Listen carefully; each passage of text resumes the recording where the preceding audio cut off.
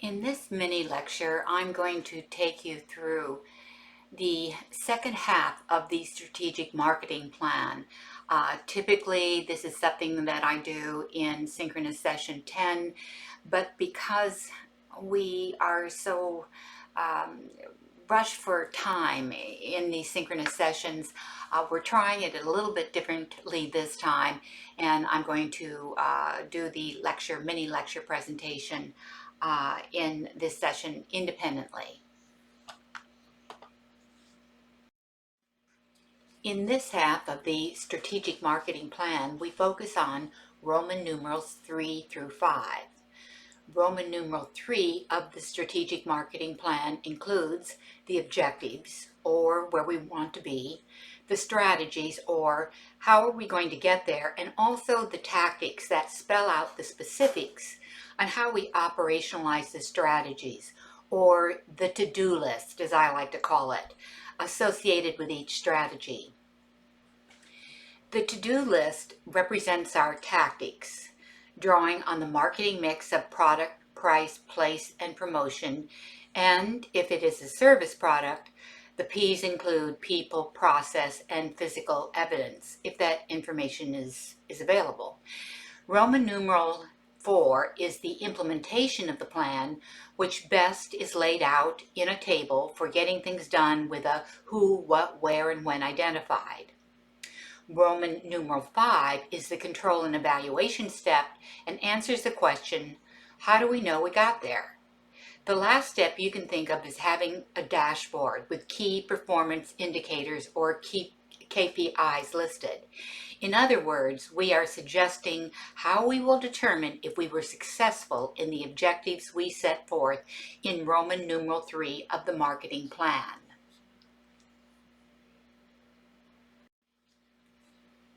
Going back to the first step in this second half of the strategic marketing plan, you determine your objectives.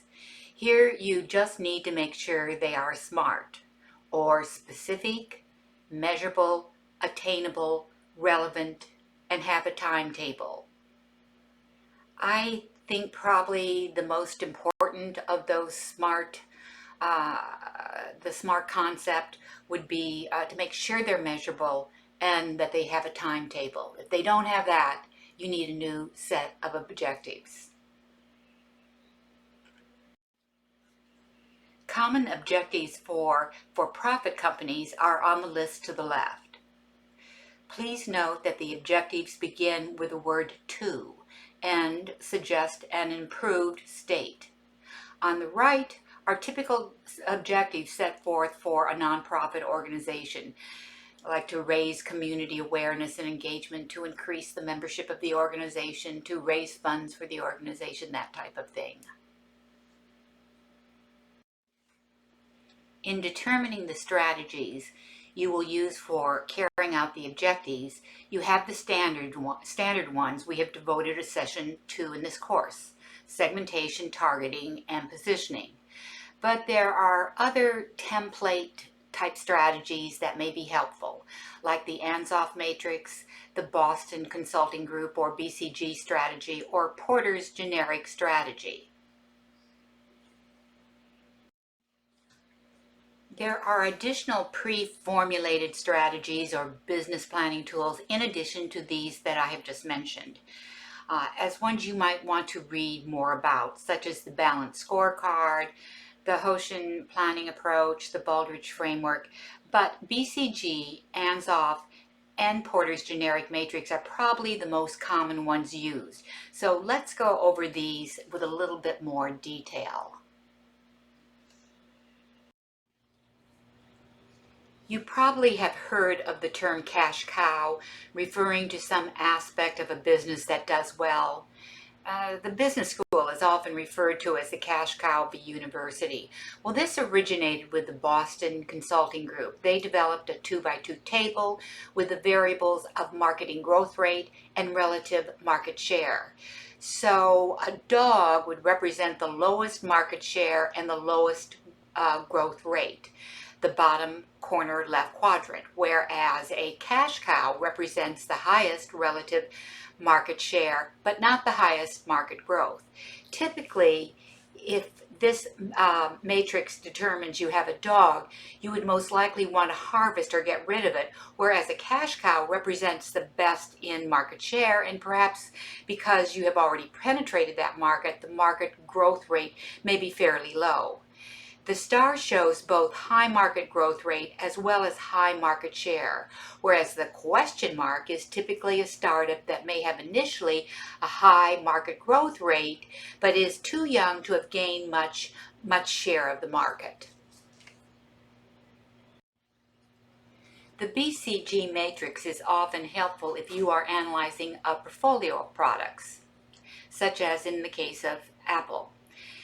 The iPod is the dog or part of the business you might consider divesting, whereas QuickBooks is showing the best market growth along with the Apple Watch, which also has high market share.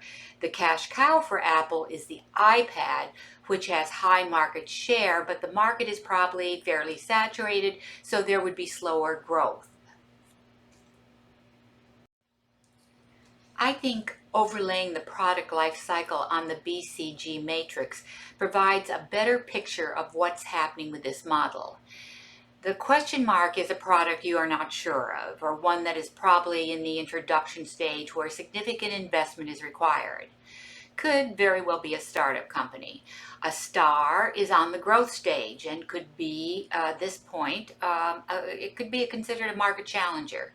The cash cow is at its peak, and the idea here is to maintain itself as a market leader, to prevent slipping into decline or entering the dog stage, where your best option may be to prune or divest or certainly reduce the marketing funds allocated to it. The Ansoff Matrix, like the BCG Matrix, is a 2x2 table where the two variables are existing markets on the vertical axis and existing products on the horizontal axis.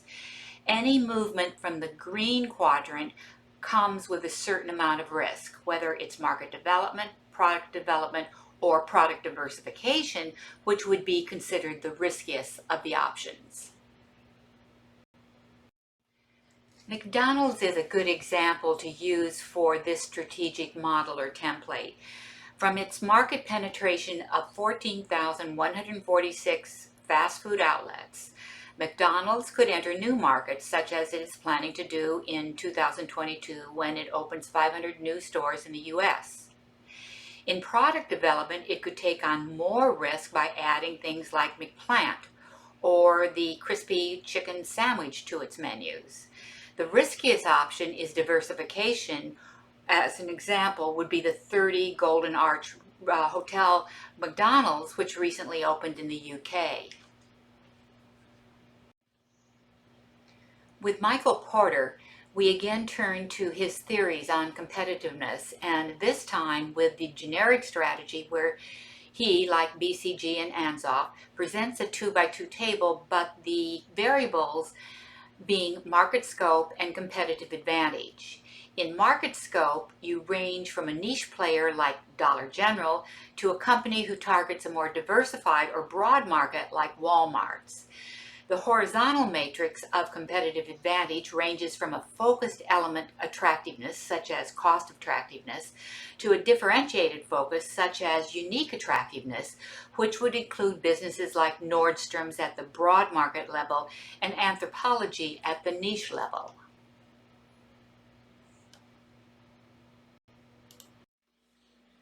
The implementation part of the strategic marketing plan, I think, is best laid out in a grid or table with columns for when, where, and who, and even the key KPIs that you will use. There are a number of ways a table can be laid out, but it is best to think of the tactics as being on the vertical axis or in a column, perhaps each tactic separated as a new row. Some just general suggestions.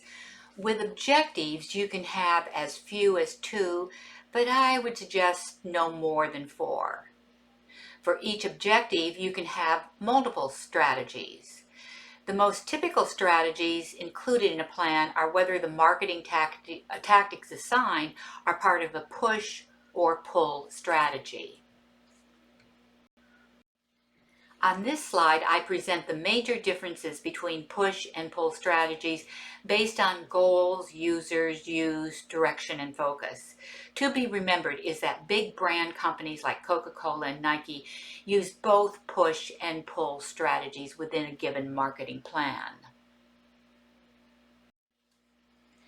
After your strategic marketing plan is completed and written, you will need to prepare an executive summary of it. This is placed at the beginning of the plan. It should not be over at the max, 3 pages, maybe better 2 pages. And basically you just give a brief synopsis of the client's company, a synopsis of your plan and strategies, and the proposed solutions or recommendations, but in brief form. I hope this helps now with providing a guide for the strategic marketing plan and the second half. Please do not hesitate to contact me or your section leader if you have questions or you need our help as during the process of working on your strategic marketing plan. Okay, thank you very much.